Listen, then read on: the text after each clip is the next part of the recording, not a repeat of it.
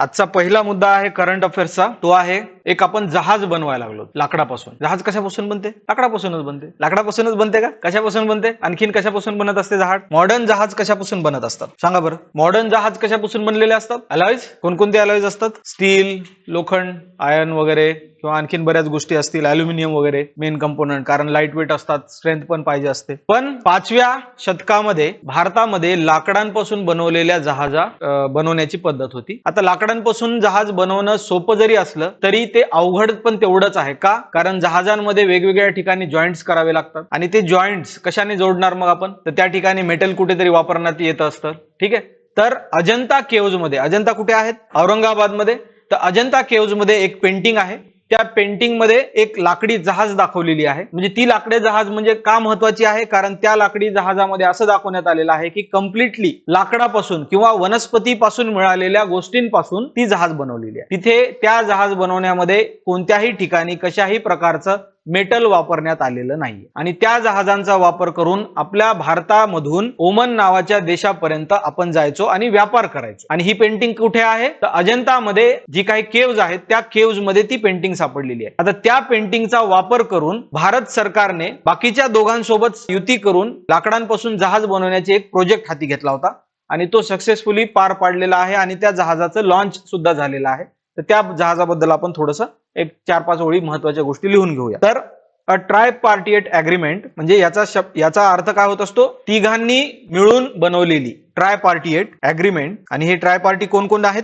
पहिला आहे Indian navy, दुसरा आहे मिनिस्ट्री ऑफ कल्चर आणि तिसरा आहे Goa based ship building company, ज्याचं नाव आहे होडी इनोव्हेशन्स, ज्याला शॉर्ट फॉर्म मध्ये OPC प्रायव्हेट लिमिटेड सुद्धा म्हणतात. OPC private limited. या तिघांनी मिळून काय केलेलं आहे? एक they build a wooden ship which is stitched. म्हणजे शब्दशः जर बघायला गेलं याचा अर्थ काय होत असतो? लाकडापासून लाकडाने शिवलेली जहाज. ठीक आहे. अशी कोणती जहाज होती का? तर ती होती आणि ती बनवली सुद्धा कोणी? Indian navy, ministry of culture आणि गोवा बेस्ड एक शिपिंग कंपनी आहे जिचं नाव आहे होडी इनोव्हेशन्स किंवा OPC प्रायव्हेट लिमिटेड. आता ही जहाज बनवण्यामागची जी संकल्पना आहे ती कुठून मिळालेली? The theme was taken from a painting from Ajanta caves 5th century. आणि ह्याचं लॉन्च पण झालेलं आहे. Launched in Goa at Divar beach. 15 जणांना बसून नेण्याची कॅपॅसिटी असलेलं हे जहाज आहे. आता हे कुठे जाणार आहे? तर ओमन या देशापर्यंत जाणार आहे. आणि या जहाजामध्ये इंडियन नेव्हीची माणसं, त्याचबरोबर काही म्हणजे काय म्हणतात त्याला, मासेमार किंवा बाकीचे व्यापारी सुद्धा 1-2 असू शकतील. तर टोटल 15 माणसांची जहाज आहे आणि कम्प्लिटली वुडन स्टिच्ड आहे. म्हणजे याच्यामध्ये मेटलचा वापर करण्यात आलेला नाहीये. आता नेमके कोणकोणत्या गोष्टींचा वापर करण्यात आलेला आहे याच्यामध्ये? तर ते एकदा लिहून घेऊया. Material used in building this ship. कोणकोणतं material? Coconut fibre for stitching, coir rope, natural resin म्हणजे नैसर्गिकरित्या मिळणारं डिंक, नॅचरल रेझिन, आणि कॉटन सेल्स.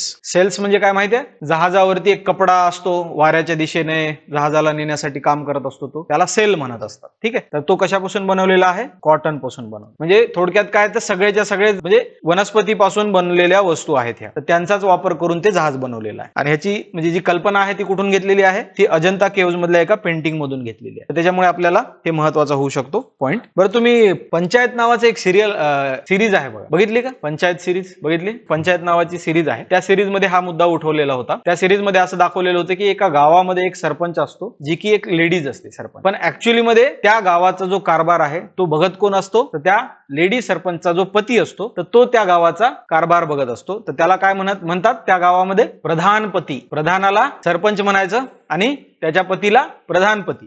तर ही जी कन्सेप्ट आहे ती मेनली फेमस कोणत्या ठिकाणी आहे? तर आपले जे नॉर्थ इंडियाचे जे काही स्टेट्स आहेत 4-5, जसे की उत्तर प्रदेश, बिहार, हरियाणा, राजस्थान, या राज्यांमध्ये जर लेडीज असेल सरपंच, तर लेडीज कारभार बघत नाही, तर लेडीजच्या बिहाफ मध्ये त्या लेडीजचा पती कारभार बघत असतो आणि त्या पतीला त्या गावामध्ये एक मान सन्मानाचं स्थान असतं आणि त्याला प्रधानपती किंवा आणखीन सरपंचपती किंवा मुखियापती असे वेगवेगळे नावं दिलेले असतात. हा मुद्दा त्या पंचायत मध्ये मांडलेला होता आणि त्यामध्ये एक सीन पण दाखवला होता की कलेक्टर सोबत कसे क्लॅशेस वगैरे झालेले आहेत वगैरे वगैरे. गव्हर्नमेंट ऑफ इंडियाने एक कमिटीची स्थापना केली होती. त्या कमिटीने एक रिपोर्ट दिलेला, त्या रिपोर्टचं नाव आहे transform transforming woman representation and roles in panchayat Raj system and institution. तर या रिपोर्ट अनुसार या रिपोर्ट मध्ये असं स्पष्टपणे सांगितलेलं आहे की जर प्रधानपती, मुखियापती अशा पद्धतीच्या जर सिस्टीम्स कोणत्या गावामध्ये आपल्याला पाहायला मिळाल्या तर त्याच्यावरती स्ट्रॉंग एक्झम्पलरी ऍक्शन घेण्यात यावी. एक्झम्पलरी ऍक्शन म्हणजे काय, तर उदाहरण सेट करण्यासाठी एकदम स्ट्रॉंग डिसिजन, स्ट्रॉंग कारवाई झाली पाहिजे त्याच्याविरुद्ध. आणि हे कशासाठी, तर वुमनचं पार्टिसिपेशन वाढवण्यासाठी, वुमन्सला स्वतःचे अधिकार स्वतः अंमलात आणण्यासाठी,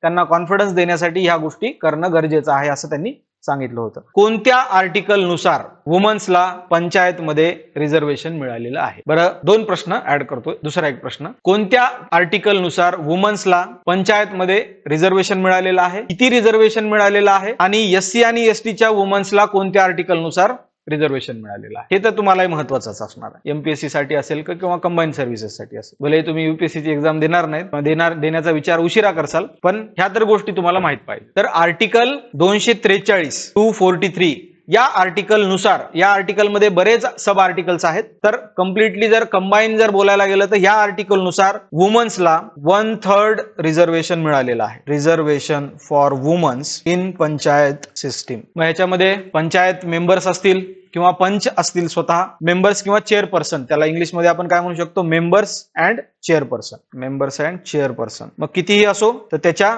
33% आरक्षण महिलांसाठी राखीव करून ठेवलेलं आहे. कोणत्या आर्टिकल नुसार, आर्टिकल 243. आणि याच आर्टिकलचा एक सब आर्टिकल आहे आर्टिकल 243D. या आर्टिकल नुसार reservation for SC and ST woman in panchayat system. आणि हे कधी आपल्या कॉन्स्टिट्यूशन मध्ये ऍड करण्यात आलं, 1992 मध्ये 73rd कॉन्स्टिट्यूशनल अमेंडमेंट झाली, त्याद्वारे हे आर्टिकल आपल्या कॉन्स्टिट्यूशन मध्ये ऍड करण्यात आले. ठीक आहे.